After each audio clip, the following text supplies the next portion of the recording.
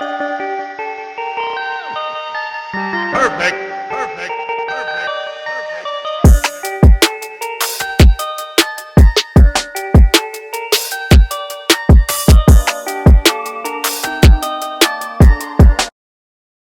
Message.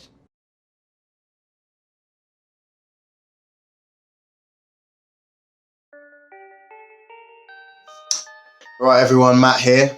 Welcome back. This is part 2 of the COVID in football Q&A that I'm doing. Very enjoyable for me anyway so far. Gets you thinking about a few things and hopefully gets you thinking as well. So enjoy.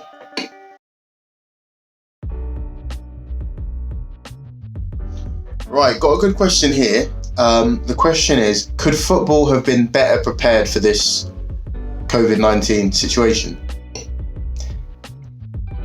Honestly, my position on this has been quite consistent. I think people have been harsh on football in general regarding the COVID-19 pandemic. Could we have been better prepared? Having lived it, having gone through it, I would say it would have been very, very difficult to. Hindsight is a wonderful thing, and I think looking back, in some ways, maybe we could have acted faster and more decisively. But with the amount of stakeholders involved in football, the amount of bravery and foresight needed would have been unbelievable. To say maybe shut up shop 3 or 4 weeks earlier than we did would mean that we're missing more football. And at the time, the evidence wasn't there necessarily about what was going to happen. Some will argue the evidence was there if you look at other countries, but at the end of the day, we're guided by the government and what's going on, by the government's advice, and that's what everyone was going on. You know, if in doubt, you kind of defer to institutions above you, and that's what was done in football. Maybe we waited a little bit too late to cancel things, to lock things off, to play behind closed doors, or something. You know, like the Liverpool versus Atletico Madrid game. I know that has been looked back on as a bad thing that happened, but cancelling a Champions League game at Anfield at the time is a massive decision to take, a European night in Anfield. I know it's easy looking back just saying, oh no, I shouldn't have done it, but I think it was a very, very difficult situation. I don't think any industry knew what to do, and if we're being honest, I don't know how many people saw this happening, saw a lockdown. Even when you see it in other countries, if you honestly in your heart, did you really think this was going to happen to us? It's, you know, you've always got that little bias that you think, probably won't be as bad for us.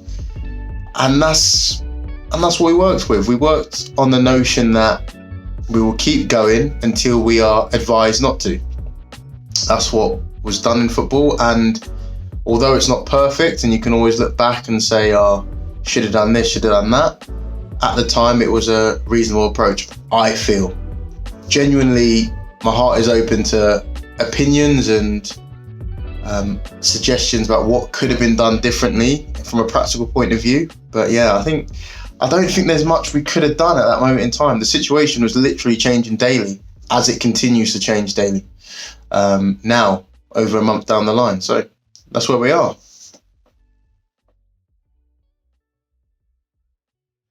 Right, so the next 2 questions are kind of linked, so I'll answer them together. So the first one was, how long do you think it would take the players to get back to match sharpness if football does resume? Well, it was difficult to say initially, but if you consider the amount of time we've been off, has it been last game, over a month and a half, coming up to 2 months. Basically, at this point, they'll just need a pre-season. That's what I would recommend anyway, a pre-season. So that's about 6 weeks work and a couple of friendly matches at least. And then obviously they work their way into match sharpness via games. So that's what I would say. Ideally, it'd be 6 weeks. If we appreciate the situation we're in that we want to complete the games as quickly as possible for obvious reasons. Speaking to my colleague in sports science, he says a minimum of 4 weeks, and that would be pushing it. But minimum 4 weeks for them to do training and some friendly matches to get them back to a level where they can perform at a Premier League standard. So that's what I think. For me, 6 weeks, minimum 4 weeks. Anything less than that is not ideal for the players at all in terms of injury risk and getting them back up to their level of quality.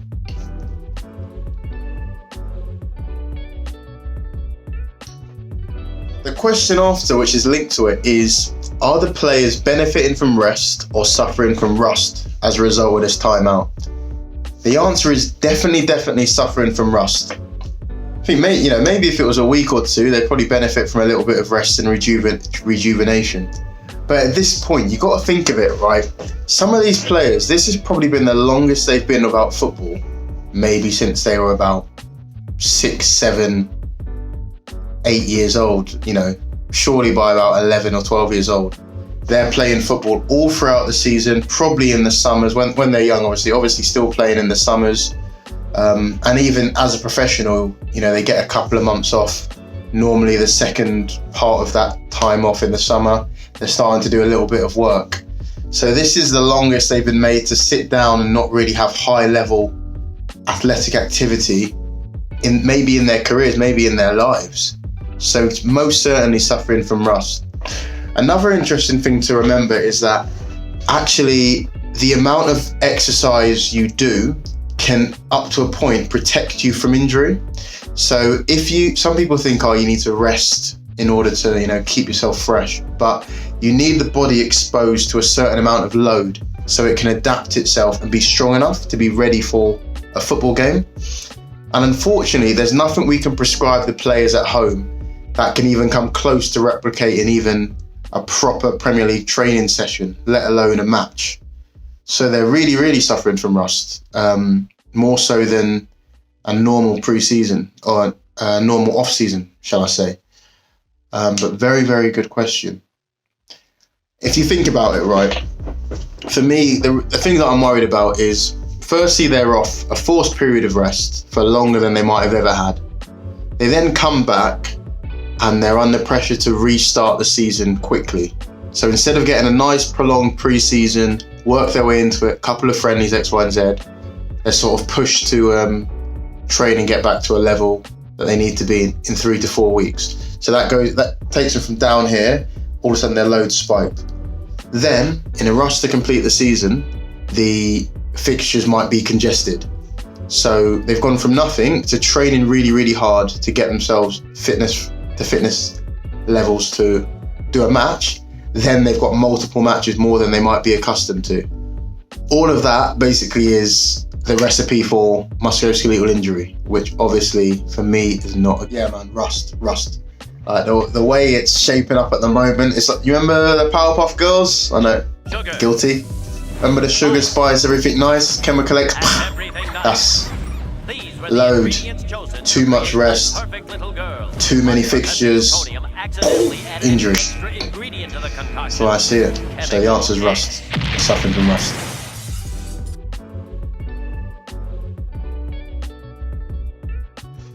Here's a question. All right, what about the championship? I don't know, to be honest. I'm not sure. I presume the EFL are looking to see what the Premier League do, and then I guess they'll look to see if they can replicate that or very closely replicate that.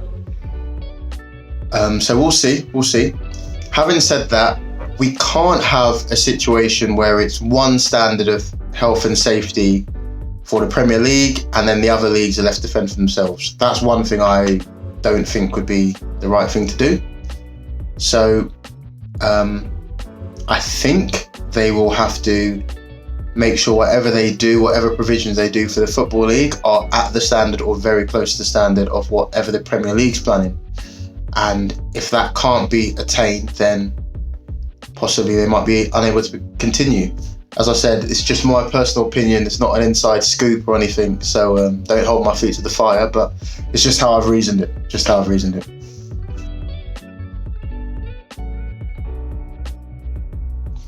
Right, so I've got a question, definitely a fair one. And the question was simply, why can't we just delay the start of next season in order to finish these fixtures? And obviously on the surface that sounds logical and very, very reasonable. With all that having been said, I think you have to appreciate that's not necessarily as easy as one might think, just from a practical point of view. Now, what we have to think of is the word certainty, and we do not have any certainty in this situation. I think that's completely understandable and unanimously agreed. But at some point, an industry can benefit from trying to create some certainty. And if we just decide, right, okay, we'll wait out this, the peak, the end of the wave, the flattening the curve, however you want to call it, then we'll start when we start, and then when we finish, we'll have a couple of weeks break and we crack on. That leaves so many questions up in the air and so many loose ends. And it makes it very, very difficult for an organisation to actually work. Whereas, if you just hear me out, right? Whereas, say for example, they just said, right, let's draw a line under this season and we will take our time and plan an effective strategy for us to start at the end of August. What that would do is it would take the sting out of things because we've got certainty, right? The transfer window can take place as normal. Contracts can be allowed to be run out as appropriate. Sponsorship deals, you can negotiate from that point of view. TV wise as well, the Premier League and whoever needs to contact who can just say, listen, well, this is the situation, but we've got certainty, so from next season, how about we rearrange it as such so there's more matches and maybe you can make up the revenue back in that way.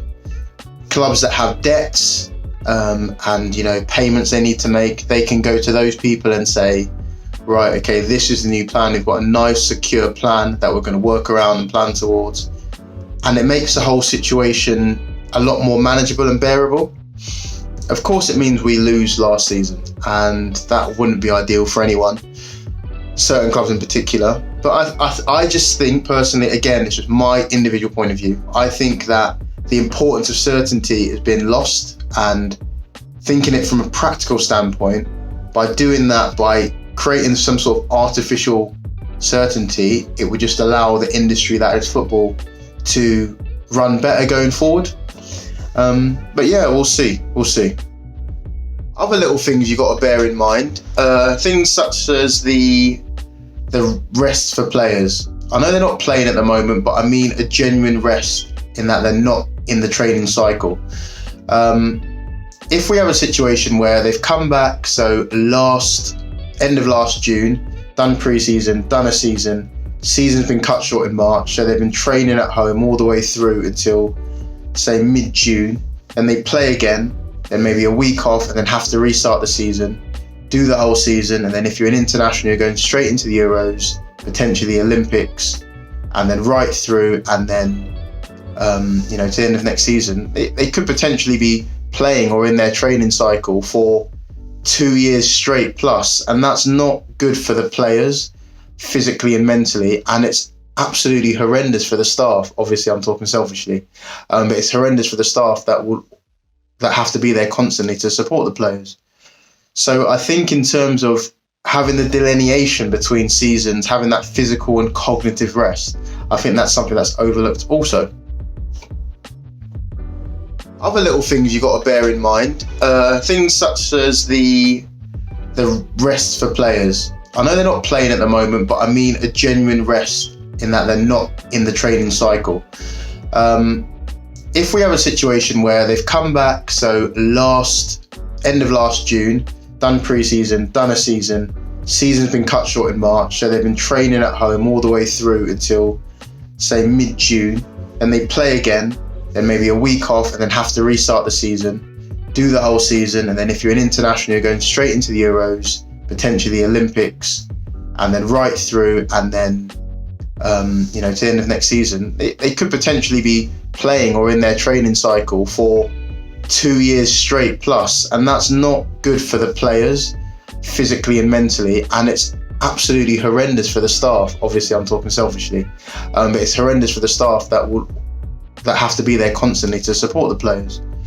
So I think in terms of having the delineation between seasons, having that physical and cognitive rest, I think that's something that's overlooked also. And yeah, just another little thing that I thought of was that if you think about the sporting calendar, we can't really afford to be postponing things indefinitely, starting things, stopping things, because there's a lot to coordinate. There's not actually as much room as we might think to delay the start of next season, owing to the Euros and then to the Olympics. And then there's other sports that TV broadcasters have to manage, the tennis calendar, golf, we can go on and on. So these things all work in unison, and in order for that system to run effectively, each sport has to be compartmentalized. So I don't think it's just as easy as putting football on whenever and seeing. It might be, as I said, this isn't my necessary area of expertise. It's just what I've reasoned from being in the industry and obviously being a consumer. So we'll see. I think that if we can find a way to safely complete the games by June 30th, I think that's a relatively reasonable compromise. But anything going into July or in early August, I think you really start to have problems from a logistical point of view and a legal point of view. So yes. Yeah, and that's it. I think that's enough COVID chat for now. You hear it on the news every day, all the time. So I think that's enough for now. I hope you enjoyed those 2 videos. Just giving my opinion on a few things.